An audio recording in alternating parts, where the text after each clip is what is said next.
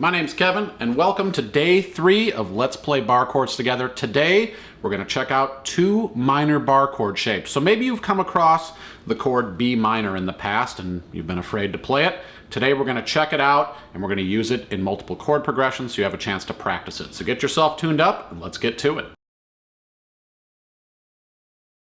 Hey, before we get started, make sure you hit that like button, subscribe, and click that alert bell so you know when the next video is coming your way. If you're interested in more learning resources, head over to allforuke.com where we have a full searchable library of songs, song sheets, practice tracks, worksheets, and more. All for you, allforuke.com.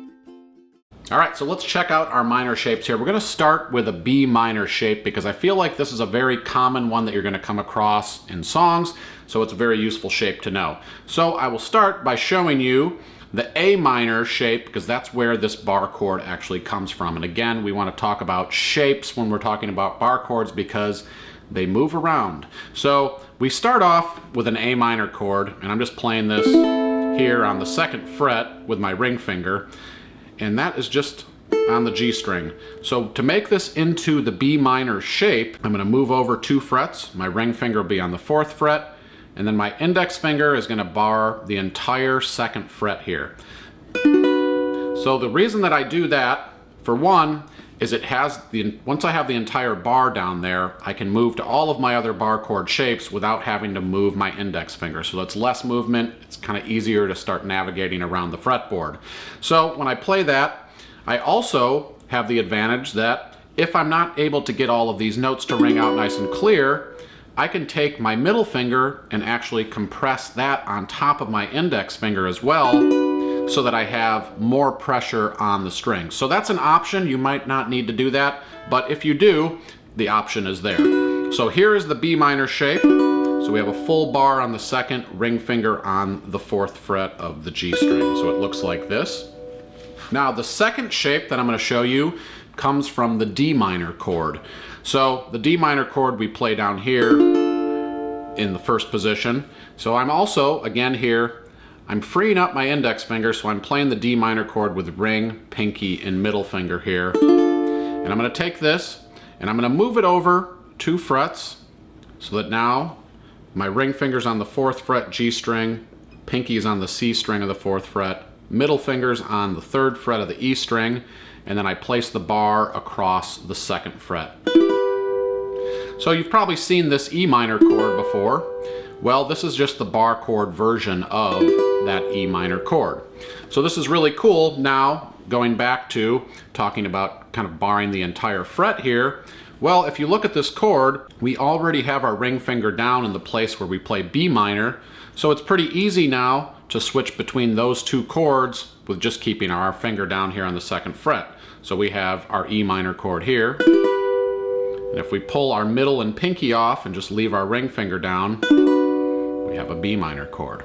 So those are the 2 shapes that we're going to cover today in the play-alongs. So if you need to spend some time just kind of getting acclimated with those, I encourage you to kind of take your time, really make sure that you're up on your fingertips, make sure your hand is pushed forward enough so that you're not kind of arching like this and taking yourself out of position, and work yourself back between these 2 chords a bunch of times, kind of compress, decompress. Do that a little bit every day with these new shapes, so you kind of incorporate them into your practice. So now we're going to take a look at the strumming pattern, and we're going to play these minor chords together. All right, so we're going to ramp up the strumming pattern a little bit today and take it a step further. We're going to do the island strum. So if you've done the island strum before, you're in good shape. If you've never played it before, I'm going to walk you through it. So let's just start off here by muting the neck. So just kind of place your hand over the strings so they're deadened, and then the pattern will be down, down, up, up, down, up. So the way we count that is 1, 2, and 4, and. So let's just try that together with a muted fretboard here. So let's try that nice and slow. 1, 2, 3, 4. 1, 2, and 4, and 1, 2, and 4, and 1, 2, and. Last time, down, down, up, up, down, up. So we're going to use that strumming pattern here for the play-alongs. We're going to start off here on a B minor chord. with this shape. You can either use your middle finger to press this down, or I would, for this progression, suggest that maybe you just keep your index finger down for this. So we have our B minor shape in place. And the second chord we're going to do is the E minor. So we'll just keep our index finger where it is, and we're going to put our pinky and middle finger down.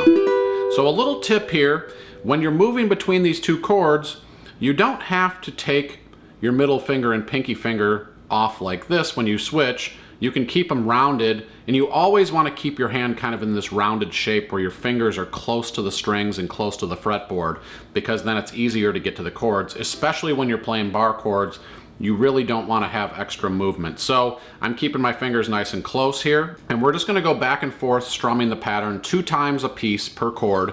So we'll do B minor twice, then E minor twice. So in between, your ring finger stays in place, your pinky and middle finger are just going to lift off and go back down. So if you want to pause and just practice this little movement here, going between B minor and E minor, do that a few times, and then we'll get to it. Down, down, up, down, up, starting on the B minor chord. I'll give us a 4 count in.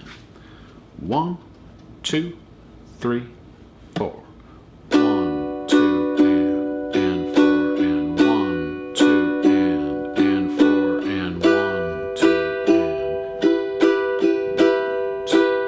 and keep it going back to B minor. Keep those fingers rounded. It's a nice little progression. You could write a song with this. B minor. Or you could sing a song about how much you love playing bar chords with me. Let's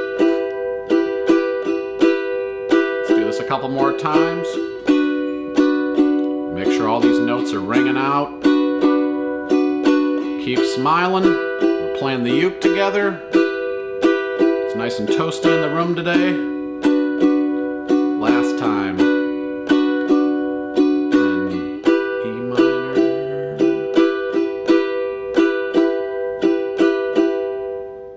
If you're digging the sound of my uke, head over to allforuke.com/shop. You can have a Kala ukulele for yourself. When you buy your Kala ukulele through All for Uke, you're supporting us, and we really appreciate it. Make sure you check it out. Concerts, sopranos, tenors, baritones, a wide selection of accessories, capos, and more. All for you, allforuke.com/shop. All right, so for our second play along here, we're going to incorporate a couple of the major shapes that we used in the previous videos, along with the minor shapes. So the progression will again start on B minor. So we have the B minor shape here. And then we're going to make this into a G chord. This is a really cool and useful chord change here. All you do is take your middle finger and put it down on the E string of the 3rd fret, and keep your ring finger where it is for B minor. And now we have a G major chord. So that's pretty cool. Then we add another finger here, and we put our pinky down on the C string of the 4th fret while keeping our ring and middle in place from the G chord. And now we have an E minor chord, so that's pretty cool too. And then we're going to take this entire shape, move it up 2 frets, and we're going to bar the 4th fret, pull our pinky off, and we're going to use that G shape to play an A major chord. So those are our 4 chords. We're going to do this progression with a metronome at 98 beats per minute, kind of following the old heartbeat, and we're going to play this 2 times per chord with the island strum. So I'll start the metronome up, count us in, and we'll play through this quite a few times. Again, if you need to pause and kind of walk through this chord progression a few times just to get a feel for it, I always encourage you to do that. Kind of make the little map for yourself and really watch your hand as you go so that you know where those bar chords are moving. So I always try to kind of pay attention to where my index finger is when I'm playing bar chords. That's kind of always what I use as my map. So here we go with the metronome with a 4 count in. 1, 2, 3, 4.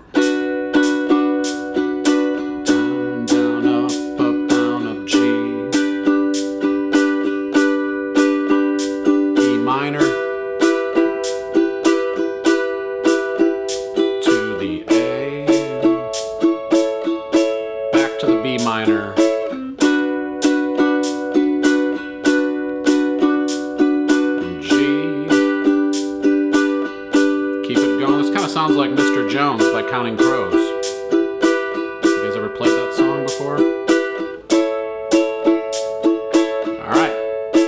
Feel the bar chords. And 4 and 1, 2 and 4 and switch. 2 and 4 and 1, 2. You're playing bar chords together. Taking the challenge, it's cool. Alright, one more time. Make it your best repetition yet.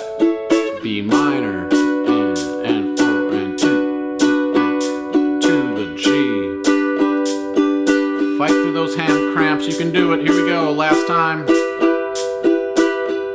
to the A, 2 and 4 and 1, 2 and 4 and.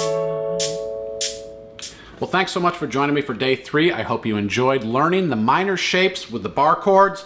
They're a lot of fun to play, and now you have major, minor, and 7th shapes, so you could take and kind of make your own little chord progressions with this and have some fun with it. If you do that, I would love for you to tag All for Uke on Instagram. If you want to play some of these bar chords with me, or if you're playing bar chords with me around the world, let me know in the comments below.